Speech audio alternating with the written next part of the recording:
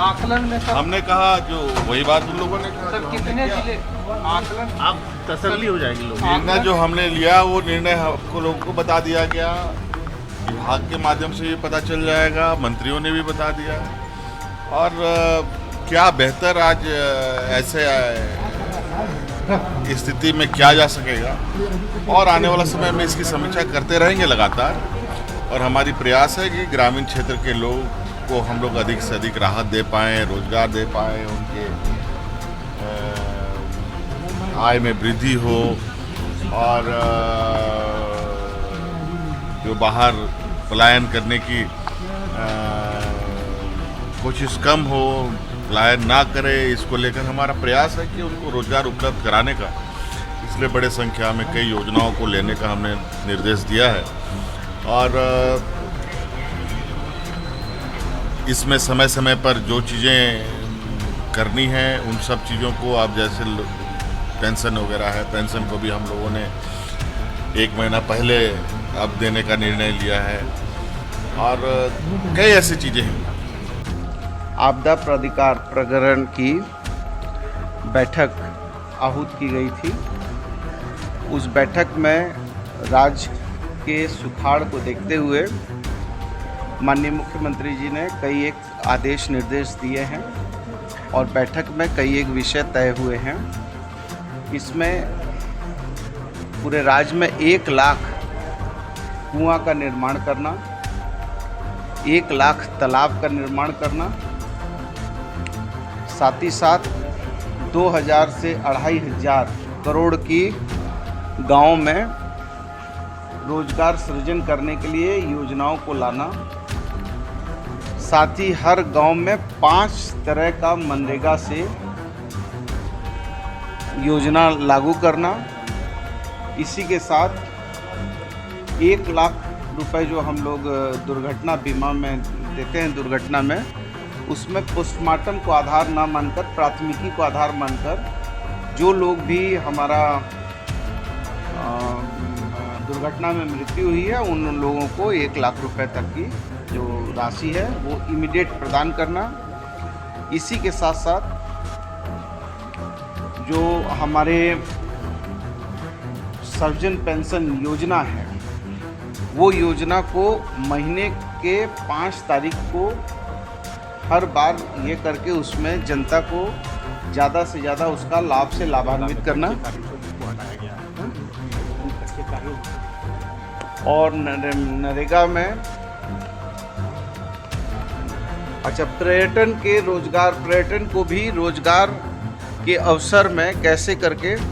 हम ज़्यादा से ज़्यादा उसको सृजित करें, इस पर भी कार्य योजना बनाने का आदेश दिया गया है। 5 लाख नए राशन कार्ड बोल दिए, 1 लाख कुआं का है, 1 लाख तालाब का भी है, ठीक है। सभी विभाग को मिलकर 2000 से 2500 तक ग्रामीण अंचल में रोजगार सृजन करने के लिए इतने पैसा को वहाँ पर इन्वेस्ट करना है, करोड़ रुपया, 2-2500 करोड़, ठीक है। और जो अनुग्रह राशि वगैरह देना है वो सब पर भी हम लोग फोकस कर रहे हैं कि जो सुखाड़ में हमारे कृषक हैं, जो हमारे जो गरीब लोग हैं, उनका पलायन नहीं हो, और जो कृषक को कैसे हम जो है कृषक को कैसे भोजन देंगे, हम हमारी जो है जानवरों को कैसे भोजन देंगे, फिर वहाँ पर पानी की किल्लत होगी तो पानी की किल्लत को कैसे दूर किया जाएगा, और कैसे जो है पानी हम वैसा पानी प्रोवाइड करें जिस पानी में आयरन कम हो, फ्लोराइड कम हो और अच्छा पानी हो। तो आदि आदि बहुत सारे विषय पर माननीय मुख्यमंत्री जी ने आदेश निर्देश दिए हैं, और उसका मैं समझता हूँ कि बहुत अक्षरशः पालन होगा, क्योंकि राज्य जो है सुखाड़ की ओर पहुँच चुका है। करीब करीब पूरा राज्य सुखाड़ की दंश को झेल रहा है, लेकिन हमारी सरकार पूरी तरीके से हमारे गरीब किसानों के साथ है, मजदूरों के साथ है, और इसी के साथ माननीय मुख्यमंत्री जी ने कैसे करके पशुधन को बढ़ाना है और ग्रामीण अंचलों को कैसे सुदृढ़ करना है, किस तरीके से और पशुधन देकर जो हमारे लाभुक हैं उनको किस तरीके से उनको रोज़गार से जोड़ना है, किस तरीके से ग्रामीण अंचल से हम और रोज़गार पैदा करें, आदि बहुत सारे विषय पर बातचीत हुई है। और मैं समझता हूँ कि ये सुखाड़ के उन्मूलन की दिशा में ये बहुत मील का पत्थर साबित होगा और इससे हमारे किसानों को, हमारे गरीबों को लाभ होगा और जो हमारे मजदूर हैं वो पलायन करने से बचेंगे और जो हमारा ग्रामीण अंचल का जो हमारी अर्थव्यवस्था है वो चुस्त दुरुस्त होगी। ये सारी चीज़ों पर बहुत गंभीरतापूर्वक बात हुई और इसको फिर आगे जो है इस पर फिर निरंतर जो है मुख्यमंत्री जी इसको रिव्यू भी करते रहेंगे। कितने जिले हैं या कितने प्रखंड ऐसे हैं पूरी तरह से सुखा? देखिए, यूँ तो प्रभावित पूरे राज्य के किसान हैं और आपने देखा होगा कि 31 जुलाई तक जो वर्षापात था वो काफ़ी कम था। एक चीज़ यह भी अनुभव के आधार पर देखा गया कि 2014-15 में सुखाड़ की नौबत आई, 18-19 में आई और अब 22-23 में आ रहा। माने हर तीसरे चौथे साल यहाँ जो मौसम का चक्र है उसका प्रभाव से यहाँ के किसान हर चौथे साल में प्रभावित हो रहे हैं। यह बात खुद माननीय मुख्यमंत्री जी ने अपने अनुभव के आधार पर पूरी मीटिंग में हम सब माननीय आपदा प्रबंधन मंत्री, स्वास्थ्य मंत्री बन्ना साहब और हम और मुख्य सचिव और सभी विभाग के प्रधान सचिव के सामने रखा तो पाएगा कि नहीं, इस बात में सच्चाई है और उसके according action plan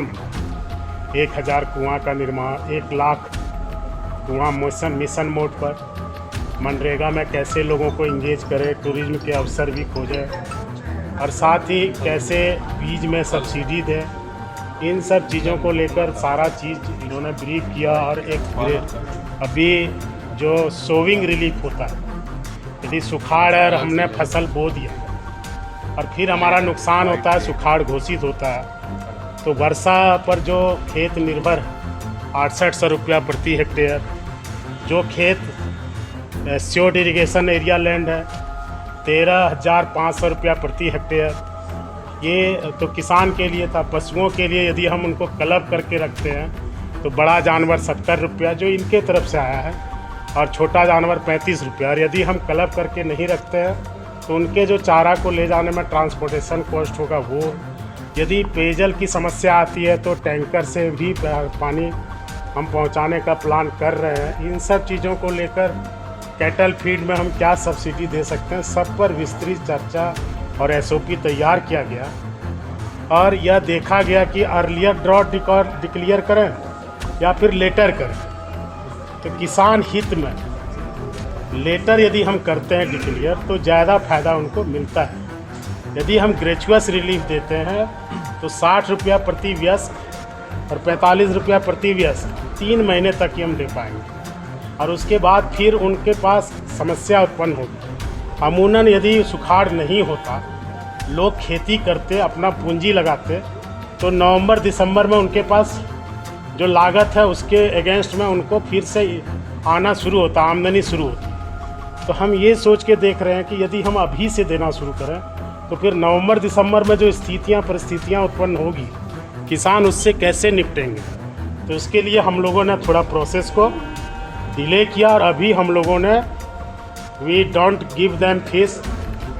we teach them कि हाउ टू फिश। रोजगार सृजन करने के लिए कन्वर्जेंस, माइनर इरिगेशन, टूरिज्म, ग्रामीण विकास, एग्रीकल्चर, एनिमल हस्बेंड्री, कोऑपरेटिव, सबको उन्होंने ये कहा। साथ में सबसे बड़ी बात जो संवेदनशीलता माननीय मुख्यमंत्री जी ने दिखाई इस मीटिंग में कि जो हम पेंशन देते हैं, जिस तरह राशन हम महीने के शुरू में देते हैं, अमूमन वृद्ध को, बुजुर्ग को, दिव्यांग को, विधवा बहन को पेंशन हम 6 महीना नहीं मिलता था, 7 महीना नहीं मिलता था, लेकिन अब वो पेंशन एडवांस में मिलेगा।